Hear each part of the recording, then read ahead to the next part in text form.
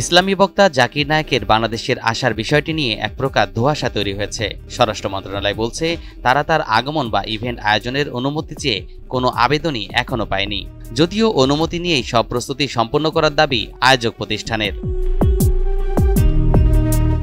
গত কয়েকদিন ধরেই প্রচারণা চলছে ঢাকা ও ঢাকার বাইরে একাধিক আয়োজনে অংশ নিতে আগামী ২৮ নভেম্বর বাংলাদেশে আসবেন ভারতীয় বংশোদ্ভূত ইসলামী বক্তা ডক্টর জাকির নায়েক। তবে আলোচনার মাত্রা ভিন্ন রূপ নেয় ভারতের পররাষ্ট্র মন্ত্রণালয়ের মুখপাত্রের এক বক্তব্যে। তিনি তার বক্তব্যে বলেন, জাকির নায়েক ঢাকা এলে তাকে যেন গ্রেপ্তার করে দিল্লির হাতে তুলে দেওয়া হয়।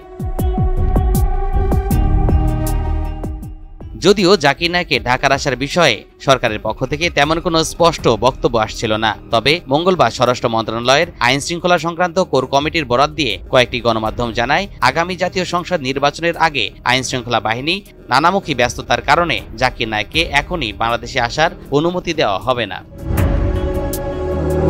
কোর কমিটিতে থাকা ঊর্ধ্বতন একজন কর্মকর্তা বলেন, পত্রপত্রিকার লেখালেখি থেকে তারা জাকির নায়েকের বাংলাদেশে আসার বিষয়ে তথ্য পেয়েছেন, কিন্তু এ ধরনের কোনো আবেদন তারা পাননি।